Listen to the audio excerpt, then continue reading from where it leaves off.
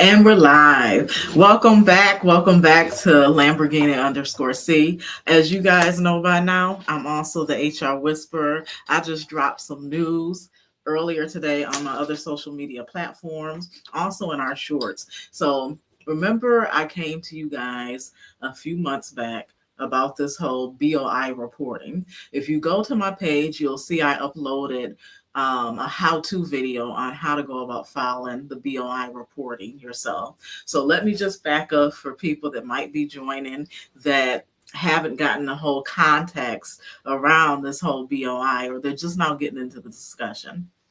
So last year, this time actually, there was a new ruling that came out. It's called the Corporate Transparency Act, or CTA for short, right? And so it basically said that if you had an LLC, that you had to report your beneficiary owner information, right? Which got a lot of people hyped up. It got a lot of people aggravated and irritated around this whole thing, including myself. Now, again, this was only imposed for individuals that had LLCs that were below a certain threshold. Let me get the exact info for you because I want to make sure we have accuracy, right, in our reporting. And so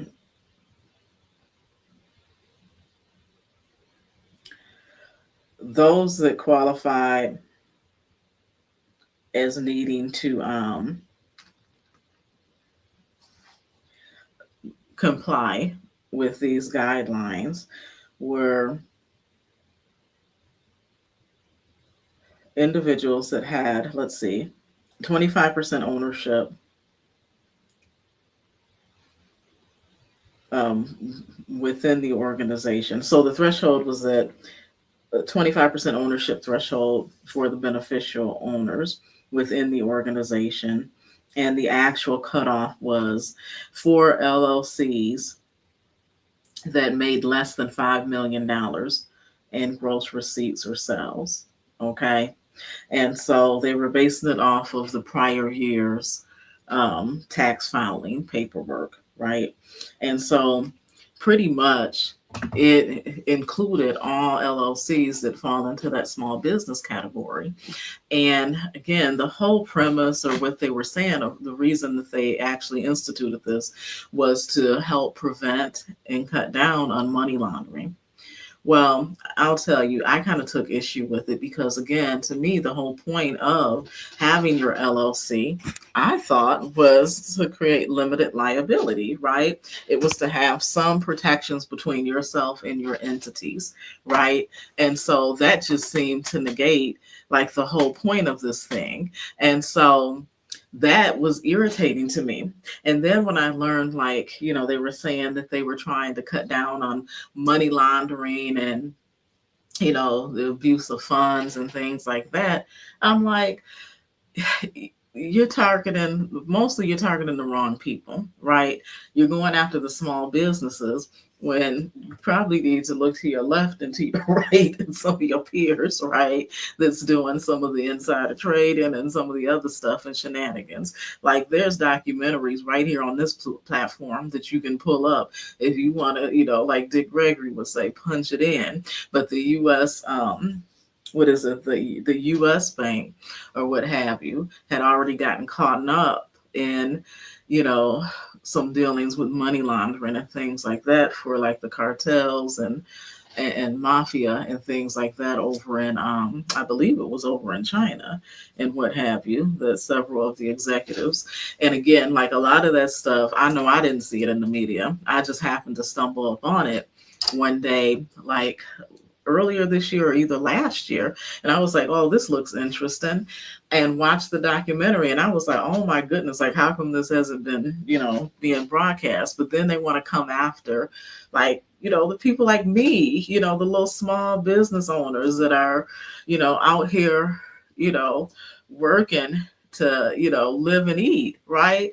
And so I was like, I do not want to fill this thing out. Well, some other organizations, including one that I'm a part of, the National Small Business Association Leadership Council, they also took issue with this and filed some litigation. They actually filed a lawsuit on our behalf. Again, earlier in the year, we actually were notified that if we were part of the organization by a certain date or our entity was registered through the organization, we wouldn't have to worry about filing that paperwork. Now, I have a couple entities. Actually, I own 3 businesses. So only one of my businesses fell under that protection, right?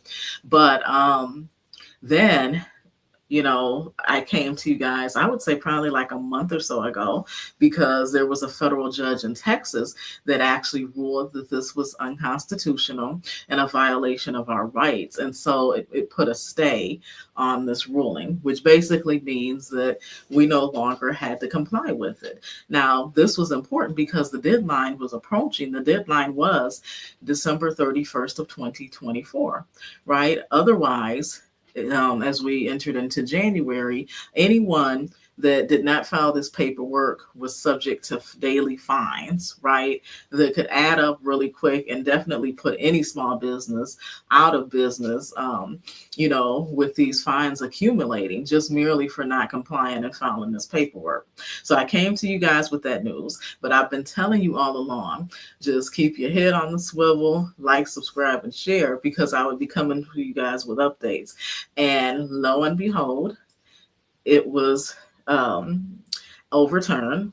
And I think we posted that video a couple of weeks ago, right? So then it was back on. So there was this huge frenzy. Of course, we had all these people who know they're wrong for trying to charge these small business owners all this money to file this paperwork for them that takes you all of about like 10 minutes to complete yourselves, guys. But I've seen people, like, I get emails in our inbox that are charging like $499 or $199, and I think that that's egregious in and of itself. But again, we're in America; it's a consumerist, market. People will find a way to make some money. But like I said, go to my YouTube page, Lamborghini_C. Go ahead and look through our videos, and you will see a few months ago, probably, where I posted a how-to video on how you can do that yourself, right, for free. But anyway, the judge ruled it was unconstitutional, so it was off, right? So people were celebrating. I was, excited myself. I was like, okay, good. So this thing is not in play anymore. So we don't have to worry about that. And lo and behold, they came back and they said, nope, we're overturning it. It's on and popping. You gotta, have it by the end of the year. Then, like a day or two later, they provided an extension, which was only right, and said, okay, nope, you got till January 13th to get this thing filled out, right? And then lo and behold, today, this morning around 11 a.m., I think it still has not hit all of the news outlets. And you can't find a lot of press. I think I only found like a couple articles, but lo and behold, it's been overturned again. I think the best explanation of it is the Forbes article, which you'll see if you go to our TikTok page, where I, talked about it just very briefly. I didn't go into detail too much about it, but just to give an update and letting you guys know that, hey, again, this thing has been overturned. And so, you don't actually have to fill out this paperwork or this information. And so I'm just going to pull that TikTok real quick so you guys can see it. But that went up earlier today. Y'all are not going to believe this. Y'all are not going to believe this, but this thing is back on hold again. So now you don't have to file the BOI report. They just issued a stay on the ruling. So now you don't have to file. I told you guys this was going to go back and forth like a ping pong. So stay tuned, like, subscribe, and share to get the latest updates. Okay. So yes, we went ahead and posted so all our followers and people that kind of have been tuning in can know and they can have the latest and greatest information. But again, I think the article title from Forbes said it best. It's like we're having whiplash. I told you guys this is going to be like a ping pong game because it's going to go back and forth and back and forth. Now, does this mean that it's over? No, not exactly, because it's what, December 27th, and they'd already extended the deadline through the 13th. So now again, it's back off, it's on hold. I wouldn't be surprised if in the next couple of weeks they try to put it back on hold. Now, I have my own premonitions or suspicions myself around how this may go, like as we get into the next year. The only thing I can say is it is kind of good that again, it's been put on hold because I have a feeling that the new political party, that our new presidential party will not actually be in favor of this. And so I don't it'll be interesting to see if they actually get involved. I know they're not necessarily, fans of FinCEN, which is who this all goes through anyway. So I think there's going to be more to come around just that whole organization, and possibly some reorganizations of it and things like that.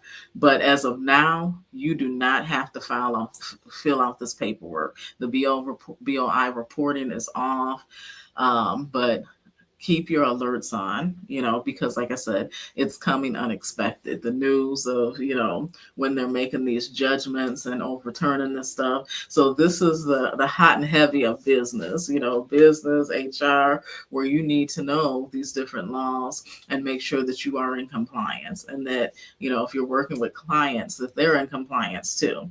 But again, like, subscribe, and share. Follow all of our platforms. Usually when things like this happen, I just pick up my phone and I'm going to do like a little recording for you. I try to get it out on our TikTok page. You can follow us there under Edmond Enterprises, the HR Whisperer. You can find us on both our IG page and Facebook page under Edmond Enterprises, the HR Whisperer. You also can find us on LinkedIn under Edmond Enterprises, or my personal LinkedIn page as well, Clonetta Frazier. So again, I just wanted to come to you with that tidbit, but I hope you guys are enjoying the holidays. I hope that Santa or whoever has been good to you. I have been enjoying this Christmas holiday. It is the first time in the last few years since losing my father that I actually was looking forward to Christmas. And so it has not disappointed. Like, it has been awesome. So guys, like I said, like, subscribe, and share. I'll be coming to you all with more.